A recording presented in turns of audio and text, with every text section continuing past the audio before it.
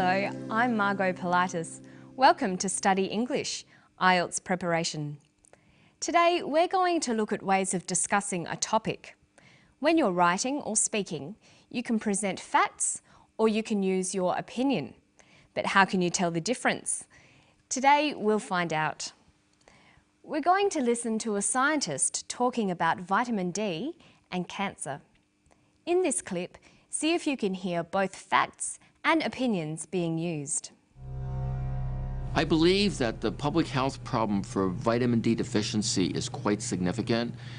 I would estimate minimum 25% of adults in the United States, Europe, and probably even in Australia are vitamin D deficient. I mean, if you think about it, over 250,000 women in the United States will develop breast cancer this year. Something like 50,000 will die. If 25% of those breast cancers could have been averted, prevented in some way, just by having a little exposure to sunlight, would have been really tremendous. So he was talking about the links between vitamin D and cancer. Many Australians these days are avoiding the sun because they know it can cause skin cancer. But by avoiding the sun, they're missing out on vitamin D, the vitamin that you get from sunshine.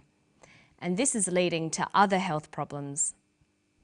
When you're reading, writing, or listening to an argument like this, it's important to be able to tell the difference between statements of fact and statements of opinion. But how can you tell the difference? Well, there are a number of ways you can express your opinion. Today, we're going to look at two of these, using phrases that express an opinion and using modal verbs. First, let's look at some phrases.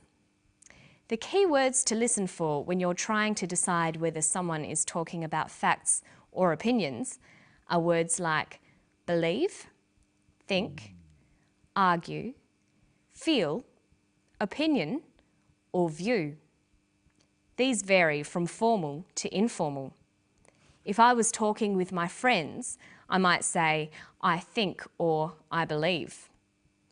If I was in a class or tutorial, I might say, in my opinion, or in my view.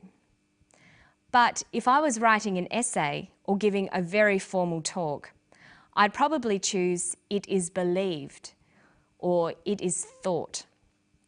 In formal writing, many people think you should avoid using the word I, even if you are giving an opinion. Here's the clip again. Listen for some of those phrases. I believe that the public health problem for vitamin D deficiency is quite significant. I mean, if you think about it, over 250,000 women in the United States will develop breast cancer this year. Something like 50,000 will die. Another way we can express opinions is by using modal verbs. Modal verbs express opinions and attitudes. They make statements less certain or less definite. They can also be used for recommending and advising. Here are the modal verbs used for opinions. Would, should, could, might. These words signal that the speaker is giving an opinion. Look at these examples. Can you tell which ones are facts and which ones are opinions? 50,000 will die. 50,000 might die. The second statement uses might. It's an opinion. Here's another one. I do not think small amounts of sunlight increase the risk of cancer. Small amounts of sunlight do not increase the risk of cancer. In the first statement, you can see I do not think. This is an opinion. Now look at these two sentences. I believe that vitamin D deficiency might become common among adults. Vitamin D deficiency will affect 25% of adults. The first is an opinion. I believe, might become. The second is a fact. Will affect 25% of adults. Now let's watch the clip again. Listen for the phrases and modal verbs of opinions. I believe that the public health problem for vitamin D deficiency is quite significant. I would estimate minimum 25% of adults in the United States, Europe, and probably even in Australia are vitamin D deficient.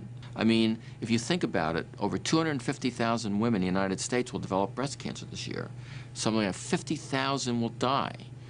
If 25% of those breast cancers could have been averted, prevented in some way, just by having a little exposure to sunlight, would have been really tremendous.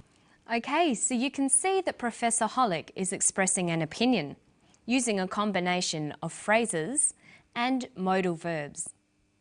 But now we're going to look at some pronunciation tips. When you're learning English, there are three very important parts of pronunciation. They are word stress, sentence rhythm, and intonation.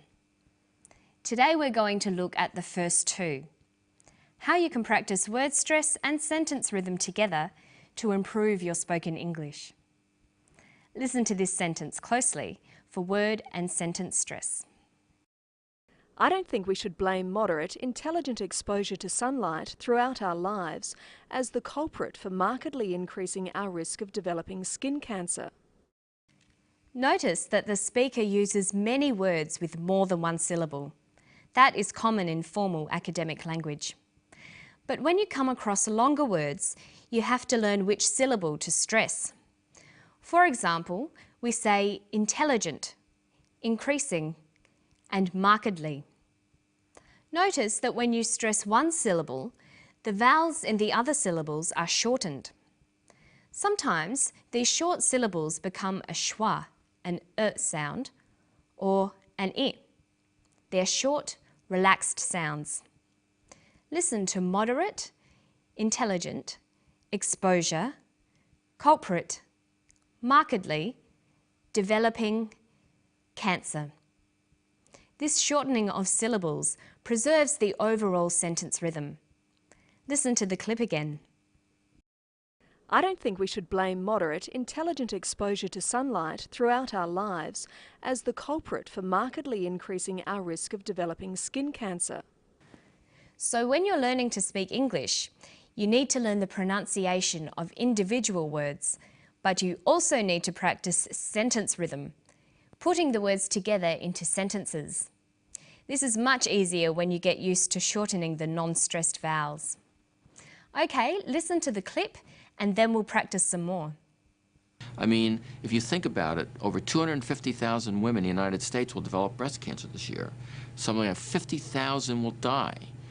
If 25% of those breast cancers could have been averted, prevented in some way, just by having a little exposure to sunlight, would have been really tremendous.